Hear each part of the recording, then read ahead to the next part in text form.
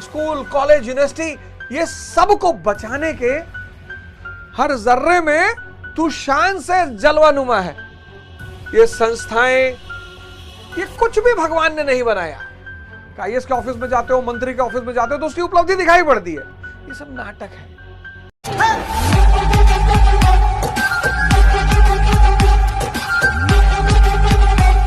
ताम्रपाषाण काल, एक मकान बड़ा सा मिला है 5 कमरों का, उसके अगल बगल छोटी छोटी झोपड़ियां हैं। कहां? इनाम गांव में, महाराष्ट्र में। तो एक बड़ा सा ताम्रपाषाण, अब धातु भी मिल गई और पाषाण युग भी चल रहा है। ताम्रपाषाण, चैल्कोलिथिक पीरियड, इनाम गांव उसकी एक स्थल है। वहां पे कुछ वो मिला है, एक ताम्रपाषाण काल का एरिया है, इनाम गांव स्थल है। वहां एक बड़ा मकान मिला 5 कमरों का, उसके चारों तरफ छोटी छोटी झोपड़ियां हैं। अनाज रखने के फूड वो है, गोडाउन है। तो ऐसा माना जाता है कि वो जो बड़ा वाला मकान है वो सरदार का रहा होगा। सब कुछ धीरे धीरे विकसित हुआ। ये नवपाषाण काल क्या है मानो?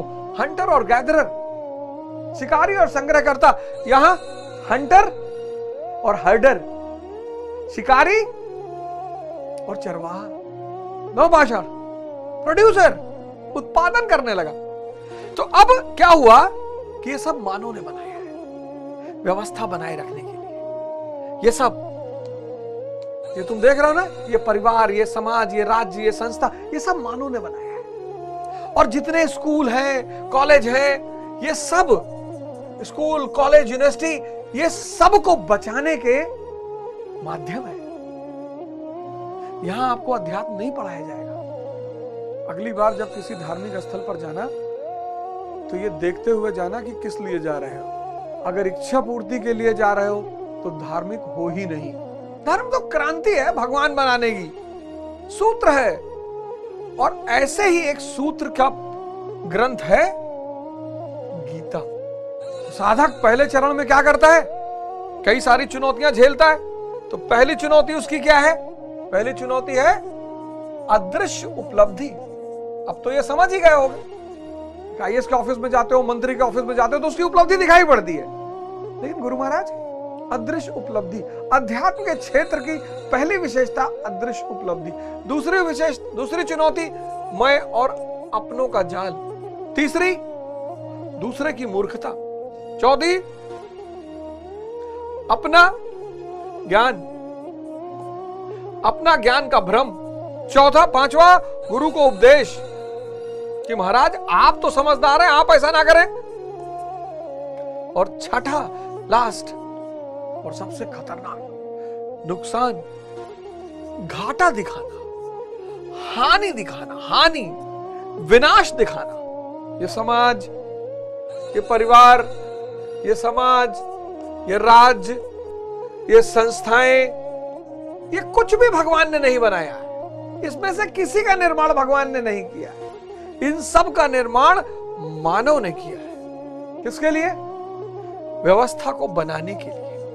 नहीं तो मत्स्य राज्य हो जाएगा, अराजकता फैल जाएगी, ताकतवर आदमी कमजोर को जीने ही नहीं देगा। ये सब भगवान ने नहीं बनाया। अगर भगवान ने बनाया होता तो पाषाण काल में मनुष्य सीधे उतरता और राज्य बना होता और स्टेट होता। ये सब भगवान ने नहीं। भगवान को जरूरत ही नहीं, क्यों बनाएगा भगवान भैया? और अगर भगवान ने मानव को बनाया, मानव ही भगवान है। हर जर्रे में तू शान से जलवानुमा है। हर जर्रे में तू शान से जलवानुमा है। अक्ल को पता ही नहीं चलता तू क्या है और कौन है। नुसरत फतेह अली खान की गजल है, तुम एक गोरख धंधा हो। हर जर्रे में तू शान से एक जलवानुमा है। हैरान है ये अक्ल कि तू क्या है और कौन है। हैरान है ये अक्ल, हैरान है। ये सब मानव ने निर्मित किया। जैसे जैसे मानव का विकास होता चला गया, चीजें आर्थिक, सामाजिक, राजनीतिक सब बनती चली गई। ये माधव, सब कुछ खत्म हो जाएगा। तो क्या खत्म हो जाएगा? 4 चीज अर्जुन कह रहा है। सनातन धर्म खत्म हो जाएगा। अर्जुन कह रहा है स्त्रियां दूषित हो जाएंगी। अर्जुन कह रहा है वर्ण संकर हो जाएगा। अर्जुन कह रहा है पिंडोदक क्रिया खत्म हो जाएगी। 4 श्लोक में अभी आपको यही सब समझाऊंगा। ये बहुत बड़ा रहस्य है, बहुत बड़ा, बहुत। ये 4 श्लोक 40वां, 41, 42, 43, इन चारों श्लोक में मैं आपको यही समझाऊंगा अर्जुन क्या कह रहा है, कैसे कन्विंस करने की कोशिश कर रहा है कृष्ण को कि अरे, लेकिन जिस आदमी का तीसरा नेत्र खुला हुआ है, जो सब देख रहा है, आपका टीचर आपके स्कूल में नहीं कहेगा कि अवधोजा खड़ा बाजार में लिए लुगाठी हाथ और जो घर जा रहे आप ना सो चले हमारे साथ। अब मेरी क्लास में लड़का आईएएस बनने के लिए आया है, अब मैं उससे ये कह दूं कि अवधोजा खड़ा बाजार में लिए लुगाठी हाथ और जो घर जा रहे आप ना सो चले हमारे साथ। अरे भैया, घर में रह रहे हैं, महल बनाने के चक्कर में तो आईएएस बनने जा रहे हैं, और तुम कह रहे हो जो घर जा रहे हैं आप ना सो चले हमारे साथ। कोई बैठबे नहीं करेगा। समाज, राज्य, संस्थाएं, ये सब इनको सशक्त करने के माध्यम है, और उलझ जाता है पूरा पाषाण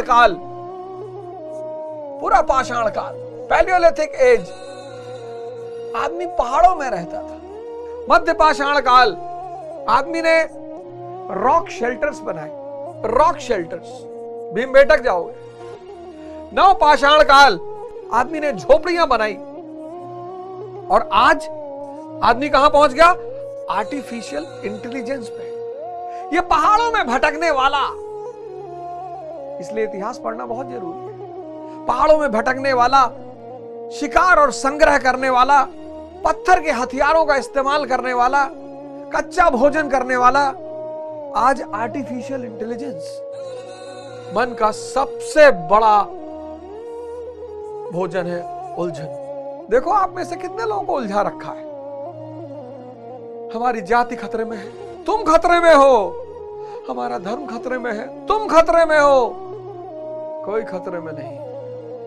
और जो उलझन से बाहर निकल आया, सारा जीवन उसके सामने खुला पड़ा हुआ है। ये सब मानव ने बनाया, सब। अब इस व्यवस्था में सिवाय परेशानी का कुछ है ही नहीं, क्योंकि ये सब तो मानव निर्मित है।